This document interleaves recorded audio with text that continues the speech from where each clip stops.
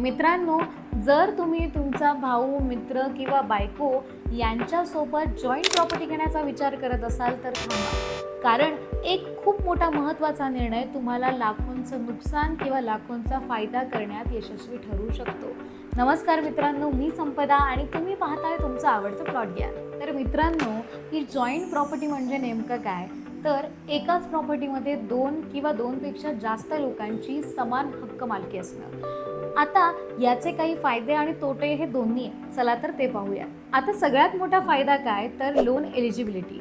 आता याच्यामध्ये होतं काय, जर तुम्ही जॉईंट प्रॉपर्टी घेत असाल आणि तुमचा पगार 40,000 आणि तुमच्या पत्नीचा किंवा मग तुमच्या मित्राचा पगार हा 35,000 असेल, तर यामध्ये होतं काय, तुम्हाला लोनसाठी ॲप्लिकेशन द्यायचं असेल तर तुम्हा दोघांचं इन्कम एकत्र केलं जातं आणि तुम्हाला लोन मिळण्याचे चान्सेस हे जास्त होतात. आता याचा दुसरा सर्वात मोठा फायदा म्हणजे आर्थिक भार कमी होणं.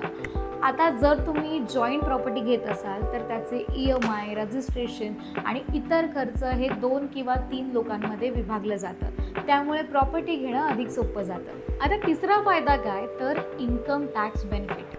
आता समजा तुम्ही 2 लोकांमध्ये प्रॉपर्टी घेतली आणि तुम्ही दोघंही मिळून लोनचे EMI भरत आहात, तर तुम्हा दोघांनाही इन्कम टॅक्समध्ये वेगवेगळे बेनिफिट मिळू शकतात. आता बघूयात याचे तोटे काय. सगळ्यात पहिला आणि मोठा तोटा म्हणजे प्रॉपर्टी विकताना येणारे प्रॉब्लेम. आता होतं काय, की जर तुम्हाला एखादी प्रॉपर्टी विकायची असेल तर त्यासाठी तुम्हाला सगळ्या को ओनरची संमती असणं गरजेचं आहे. जर एकाही को वर्करने तुम्हाला यासाठी संमती दिली नाही तर तुमची डील ही भविष्यात नक्कीच अडकू शकते. आता तोटा नंबर 2, नातेसंबंध बिघडल्यास होणारी समस्या.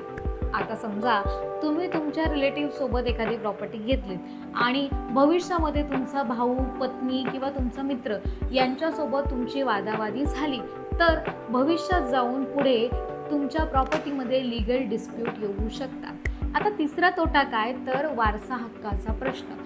एखाद्या कोवर्करची जर डेथ झाली तर लीगली त्याचा जो वारस आहे त्याच्याकडे ही प्रॉपर्टी दिली जाते, पण यामुळे जी ओनरशिप आहे ती अधिक गुंतागुंतीची होऊ शकते.